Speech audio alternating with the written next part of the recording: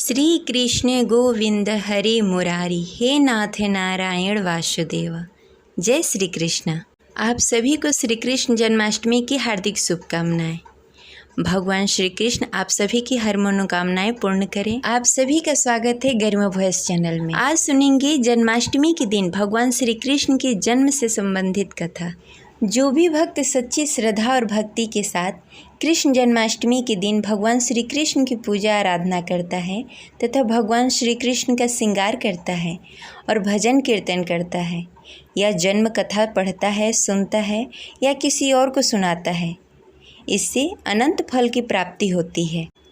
कृष्ण जन्माष्टमी का त्यौहार हर साल भादो मास के कृष्ण पक्ष के अष्टमी तिथि को मनाई जाती है, क्योंकि इसी दिन भगवान श्री कृष्ण का प्राकट्य हुआ था। कृष्ण जन्माष्टमी बड़ी ही हर्षोल्लास के साथ सभी भक्तगण मनाते हैं।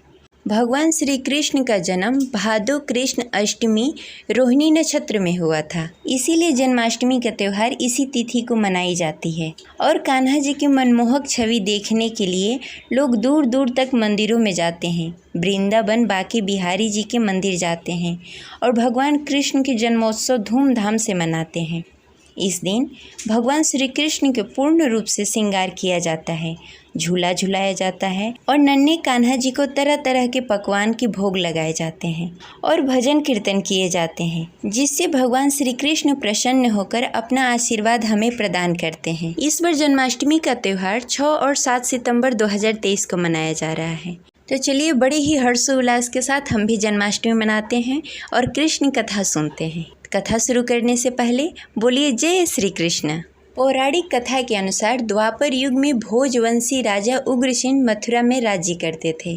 उनके आताताई पुत्र कंस ने उन्हें गद्दी से उतार दिया और स्वयं मथुरा का राजा बन गया।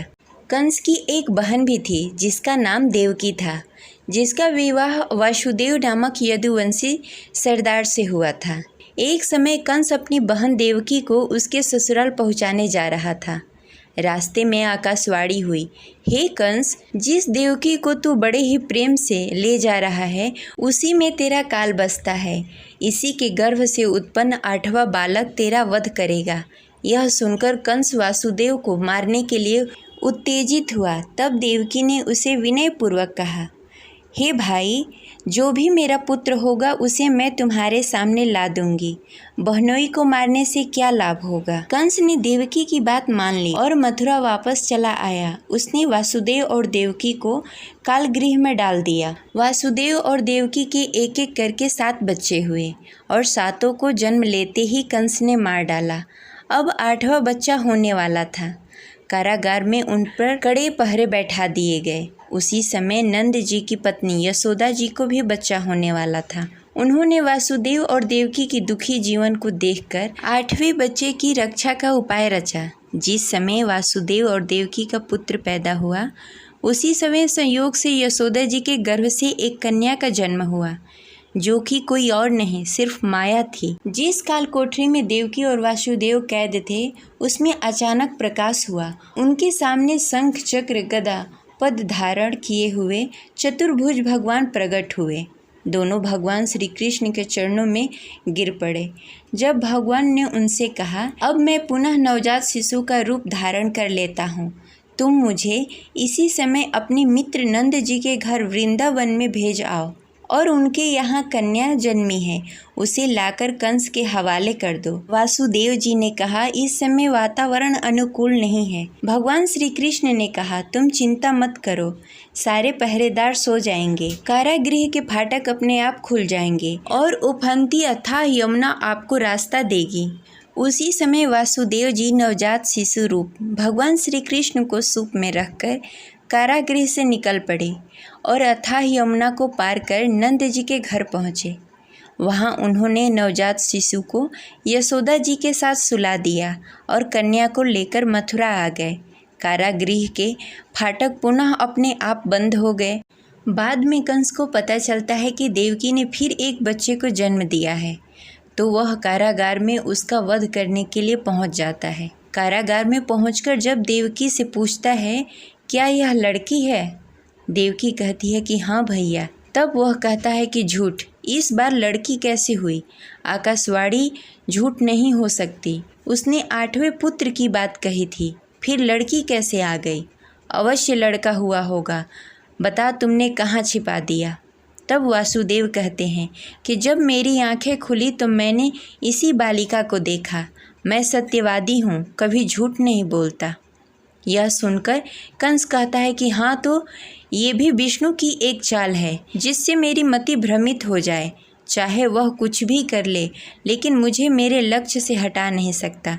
चाहे किसी भी रूप में आ जाए, वह मेरे हाथों से कभी नहीं बच सकता। यह कहकर कंस बालिका को देवकी के हाथ से छीन लेता है और वह उस कन्या को एकांत में ले जाकर भूमि पर पटक कर मारने ही वाला रहता है कि कन्या उसके हाथ से छूटकर आकाश में उड़ जाती है और आकाश में योग माया प्रकट होकर हंसने लगती हैं। यह देखकर कंस भयभीत हो जाता है। फिर योग माया कहती है, रे मूर्ख, मुझे मारने से तुझे क्या मिलेगा? तुझे मारने वाला तो कोई और है और वो इस धरती पर जन्म भी ले चुका है, वहीं तेरा संहार करेगा। हे मंद बुद्धि दुष्ट, तू व्यर्थ बेचारी देवकी को कष्ट न दे और निर्दोष दीन और असहाय लोगों की हत्या करना छोड़ दे। यह कहकर योग माया अदृश्य हो जाती है। कंस घबराकर वहां से चला जाता है और फिर कृष्ण की तलाश करने के लिए सभी गांवों के बच्चों को वध करने का आदेश दे देता है।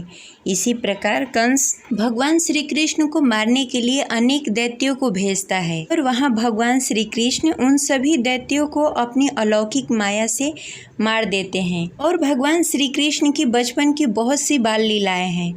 भगवान श्री कृष्ण अंत में कंस को मारकर उग्रसेन को राजगद्दी पर बैठा देते हैं। तभी से कृष्ण जन्माष्टमी को पूरे देश भर में बड़ी ही हर्षोल्लास के साथ कृष्ण जन्माष्टमी का त्यौहार मनाया जाता है और कृष्ण जन्माष्टमी के उपलक्ष्य में पूरी विधि विधान से बाल श्री कृष्ण की पूजा आराधना की जाती है और कृष्ण जी का श्रृंगार किया जाता है। माखन मिश्री का भोग लगाया जाता है और झूला झुलाया जाता है, जिससे भगवान श्री कृष्ण प्रसन्न होकर अपनी कृपा हम भक्तों पे बनाए रखते हैं। जय श्री कृष्ण। ये रही आज की कथा। आपको कैसी लगी कमेंट बॉक्स में ज़रूर बताएं और इस वीडियो को लाइक अवश्य करें। जय श्री कृष्ण।